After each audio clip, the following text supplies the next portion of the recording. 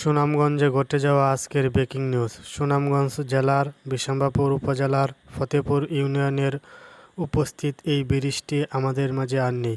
ইন্না লিল্লাহি ওয়া ইন্না ইলাইহি রাজিউন। এতক্ষণ পর্যন্ত আপনারা শুনছিলেন শিরোনাম, এখন বিস্তারিত। সুনামগঞ্জ সদর থেকে আনোয়ারপুর হয়ে তাহেরপুরের রাস্তায় ফতেপুর ইউনিয়নের উপস্থিত এই বৃষ্টি ধসে পড়ে। আজ এই ভাঙ্গা বৃষ্টি পরিদর্শন করেন ইসলামী আন্দোলন বাংলাদেশ সুনামগঞ্জ জেলা শাখার সংগ্রামী সভাপতি মুফতি শহীদুল ইসলাম পলাশী, বিশাম্বাপুর উপজেলা শাখার সভাপতি হাফেজ আবু হুরায়রা খান ও ইসলামী যুব আন্দোলন বাংলাদেশ সুনামগঞ্জ জেলার সাধারণ সম্পাদক হাফিজ মোহাম্মদ রফিকুল ইসলাম। এখানে আরও উপস্থিত ছিলেন ইসলামী ছাত্র আন্দোলন বাংলাদেশ বিশাম্বাপুর উপজেলা শাখার সভাপতি ইয়াসিন আহমদ আনাস।